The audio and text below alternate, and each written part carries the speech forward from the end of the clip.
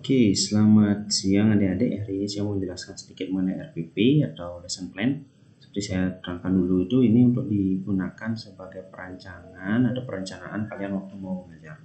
Nah, kalau RPP ini biasanya digunakan untuk sekali pertemuan ya. Jadi satu pertemuan itu tergantung dari jam pelajarnya berapa. Kalau jam pelajaran di SMA SMK itu 45 menit satu jam pelajaran. Kalau di SMP itu 40, kalau di SD itu 35. Kalau di bawahnya biasanya 30 menit. Nah, kalau di perguruan tinggi 50 menit misalnya. Nah, ini adalah RPP satu lembar. Jadi cuma satu lembar saja, karena ini salah satu instruksi dari Kemendikbud di awal gebrakannya Pak Nadiem, Mas Nadiem, itu bahwa tidak boleh guru itu dibebani banyak administrasi. Jadi kalau memang RPP itu penting, tidak boleh dihilangkan, dan perlu maka disimplify saja, jadi disimpelkan saja atau sederhanakan aja. Dan jadinya seperti ini. Jadi satu lembar saja. Kalau dulu itu satu pertemuan itu satu RPP bisa sampai 7-8 lembar ya. Nah, kita lihat esensinya itu ada ini, ada identitas, kemudian ada KD, kompetensi dasar atau indikator, kemudian pembelajaran, kegiatan pembelajarannya apa, asesmennya atau penilaiannya apa, dan identitas. Jadi harus ada itu tetap ya. Nah, kita mulai dari identitas RPP-nya. Itu yang pertama itu adalah logo. Biasanya kalau logo itu pasti sekolah semua ada.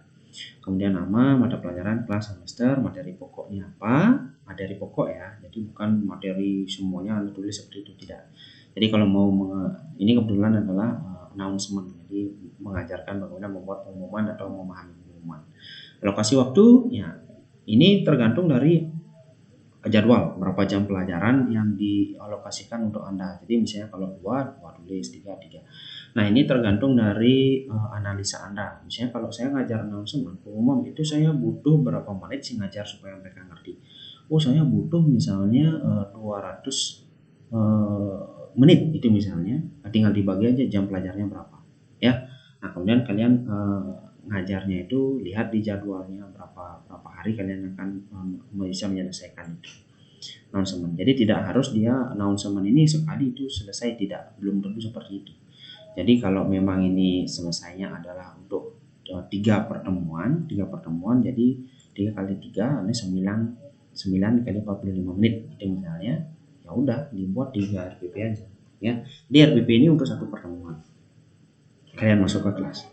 Setelah itu di sini ada KD, indikator dan indikator pencapaian kompetensi. Nah, KD ini kalau di perguruan atau satuan pendidikan formal itu sudah fix ya, dikasih oleh kementerian. Contoh kayak ini itu sudah dikasih dari kementerian.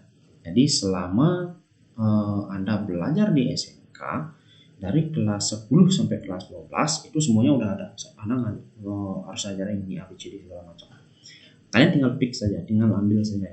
Nah, kemudian bagaimana indikatornya ini, terkadang ada yang sudah dirumuskan, ada yang tidak ya.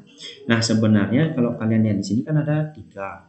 Di sini ada 3, di sini ada 4. Itu artinya adalah gini. Ini adalah untuk kompetensi dasar ketiga. 3 itu adalah untuk pengetahuan. Jadi pengetahuannya adalah ini, keterampilannya itu adalah yang keempat. Jadi keterampilannya adalah ini. Nah, yang 1-2 itu di mana Pak? Ada apa enggak? Ada ya. Kalau 1-2 itu namanya KI ya, kompetensi inti. Kalau yang 1 itu adalah lebih mengacu kepada nilai-nilai keagamaan, spiritualnya mereka. Kalau yang kedua itu lebih mengacu kepada attitude-nya mereka, attitude sikapnya lah. Nah, karena kita kalau ngajar bahasa Inggris itu kan lebih banyak pengetahuan sama skill kan. Jadi lebih fokus ke langsung ditulis saja yang di KD 3 dan 4-nya. Yang 1-2 nggak perlu. Oke. Nah, kemudian di sini kan ada menganalisis. Nah, menganalisis itu masih abstrak, oleh karena itu perlu disebutkan mereka bisa apa sih kalau kita bisa bilang mereka menganalisis. Oleh karena itu ada kata mengidentifikasi, ada mengklasifikasi. Nah, seperti saya bilang, kadang-kadang ini udah dideskripsikan, kadang-kadang tidak. Nah, kalau tidak ya kita sendiri yang akan mendeskripsikan di sana. Nah, jadi kalau menganalisa, kalau kita ketahui salah satu kata kerjanya menganalisa itu adalah mengidentifikasi dan klasifikasi. Ini belum taksonomi itu namanya. Jadi kalian bisa googling aja, cari saja misalnya kalau menganalisa kata kerjanya apa aja. Itu ada. Kemudian menyusun teks. Nah, kata menyusun itu bagaimana caranya? Oh, ada kata menyampaikan secara tertulis, di sini ada menyampaikan secara lisan. Nah, ini skillnya kalau dibilang di sini kan ada yang oral sama written skill. Jadi ini yang tertulis itu menulis mungkin, atau dia bisa membaca. Kalau yang lisan itu dia bisa speaking atau listening. Nah, itu terserah dari kalian merumuskan jikalau belum dirumuskan dengan baik. Kemudian tujuan pembelajaran itu lebih gampang. Kalian bisa merumuskan kalau kalian mau copy paste ini aja bisa. Jadi melalui kegiatan pembelajaran dengan pendekatan saintifik. Nah, karena ke-13 itu kan lebih mengacu ke pendekatan saintifik. Tapi kalau kalian mau menggunakan pendekatan yang lain, misalnya pendekatan communicative learning atau pendekatannya behavioristik, itu silahkan. Itu adalah kreativitas dari guru itu sendiri. Nah, kemudian pemilihan model pembelajarannya pun itu terserah kalian. Itu juga adalah istilahnya kreativitas kalian sebagai seorang guru. Di sini juga independensi kalian, wewenang kalian menentukan itu di sini, ya bebas di sini. Nah, peserta didik dapat, ini kan udah menganalisa fungsi tes ya. Kan sebenarnya kalian bisa tinggal copy paste ini. Jadi kalian memang untuk tujuan pembelajarannya untuk diketahui how-nya itu bagaimana, pendekatannya apa dipakai, modelnya apa dipakai. Karena ini kan mengacu ke berikutnya. Kemudian kita ada kegiatan pembelajaran. Di sini ada sintak, ada langkah-langkah kegiatan sama moda. Nah, seperti saya bilang tadi, ini kan RPP untuk kelas online. Nah, kalau dia kelasnya tatap muka, moda ini berubah dia menjadi waktu. Ya, berapa waktu, berapa menit gitu.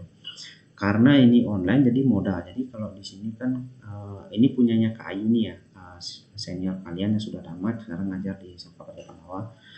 Itu dia pakai WA grup kelas. Jadi WA-nya itu digunakan sebagai modal. Tapi kalau misalnya di sini sudah tatap muka, itu biasanya berapa menit? Kegiatan melakukan berapa menit, intinya berapa menit, penutup berapa menit. Itu kalian sendiri yang menentukan. Itu pakai perkiraan saja sih. Misalnya kalau saya mau mulai dari berdoa dulu, kemudian menjelaskan materi apa yang akan diajarkan, gimana belajarnya hari ini, atau mereview tugas yang sebelumnya saya kasih, itu kira-kira berapa menit perlunya. Nah, kemudian intinya berapa menit. Oke. Nah, kita lanjut ke sintak ya. Nah, di sintak di sini ada 3 misalnya. Pendahuluan, inti, sama penutup. Nah, tetapi gini Adik, ini tidak mesti formatnya seperti ini. Tetapi sebagian besar itu pasti ada 3 itu aja. Pendahuluan, intinya apa, penutupnya apa. Udah pasti. Tapi kadang-kadang ada nggak perlu ada yang buat pendahuluan, inti aja langsung boleh. Itu tergantung dari format dikasih sama sekolahnya, disetujui atau sepakati bersama, atau misalnya kalau di informal atau di tempat non formal ngajar les segala macam mungkin lebih simpel atau lebih gimana silahkan, tidak wajib dia persis seperti ini, tapi saya sampaikan contoh yang formal karena biasanya ini ya. Kemudian di keadaan pendahuluan sini langkah-langkahnya ya seperti salam, ngabsen, kita doa dulu, kemudian ngasih motivasi atau ngasih apa namanya review sedikit yang dulunya boleh ya.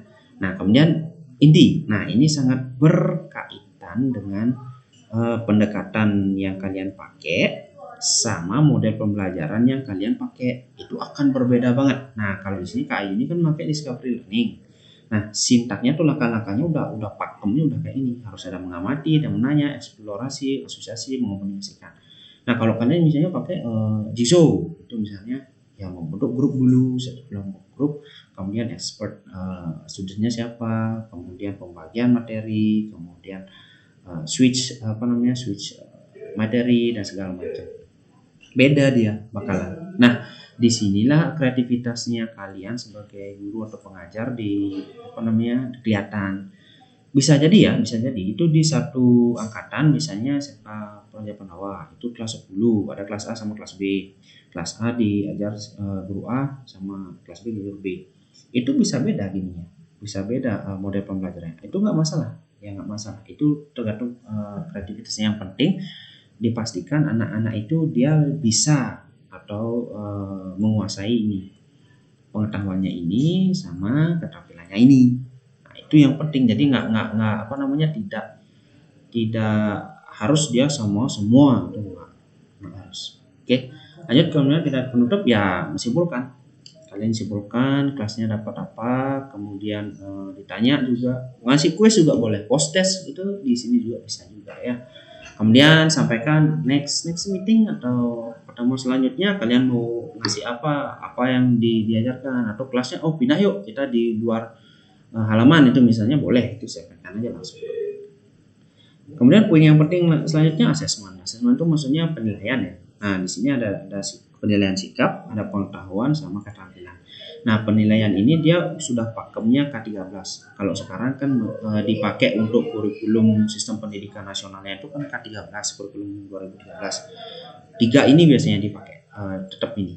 Kalian mau ngajar apapun itu biasanya ini. Ada sikap, pengetahuan sama keterampilan.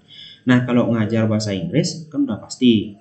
Pengetahuan udah pasti, keterampilan udah pasti. Nah, sikapnya ini kayak gimana sih maksudnya, Pak? Nah, sikap ini itu kan bentuknya jurnal sikap harian. Itu kayak gini. Misalnya kalau kalian menemukan ada bertengkar,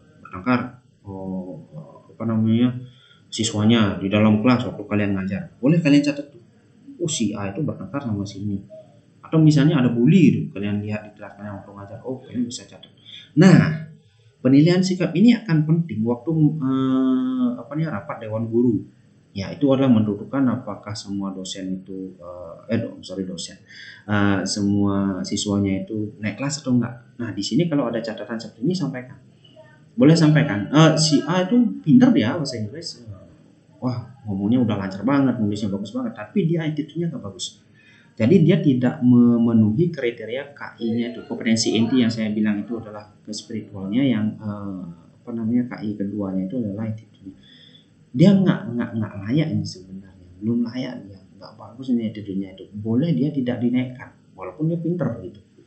Karena yang wajib itu harus nilainya bagus, tidak boleh jeblok itu. Kalau di SMK, SMP, SD itu adalah attitude, nggak boleh di bawah 7 atau 6. Kalau itu jelek, yang lainnya 10, di matematika 10 itu nggak bisa lulus ya.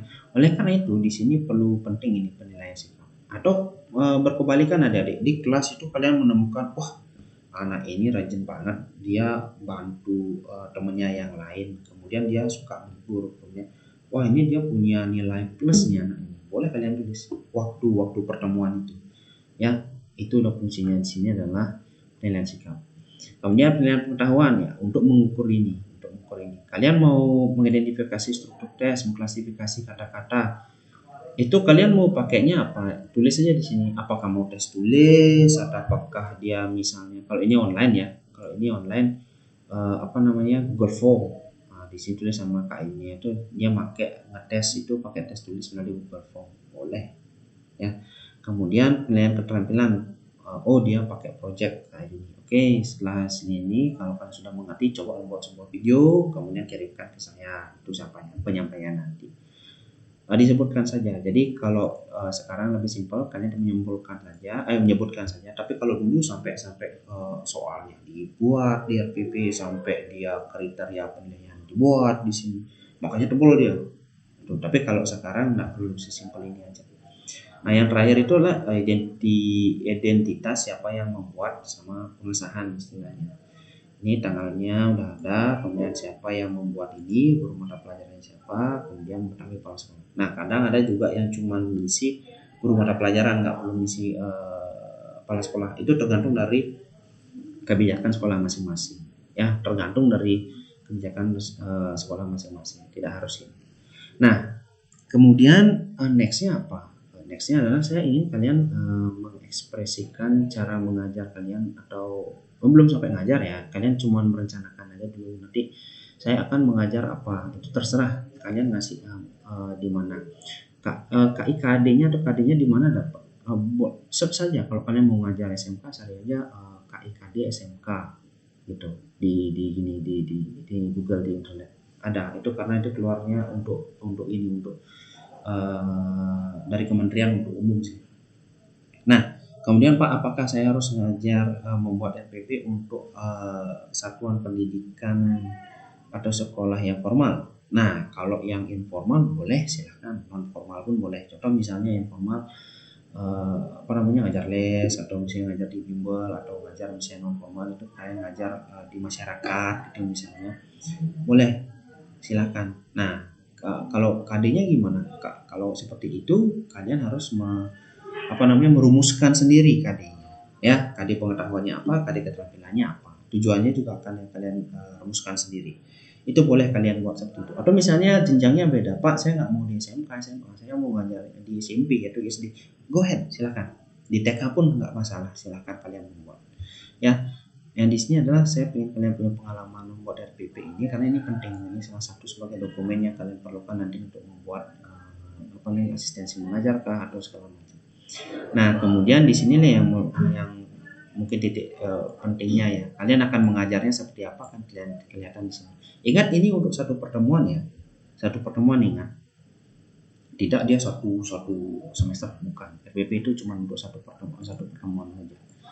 Nah, formatnya apakah harus seperti ini, Pak? Enggak harus seperti ini. Yang penting komponen-komponennya itu ada misalnya identitasnya, KD-nya, kompetensi dasarnya apa, tujuan belajar apa, kegiatan belajarannya apa, asesmennya apa, dan identitas pembuatnya siapa. Ya, identitas pembuatnya kalian lah. Saya rasa itu sih untuk RPP-nya, dan mungkin nanti ada video juga dari YouTube, banyak banget sih sebenarnya untuk membuat RPP ini. Tapi ini contohnya, dan saya juga akan share ke kalian, bisa kalian gunakan sebagai bahan rujukan untuk membuat RPP. Saya rasa itu. Selamat beraktivitas dan berkreasi ya. Sampai jumpa lagi ya.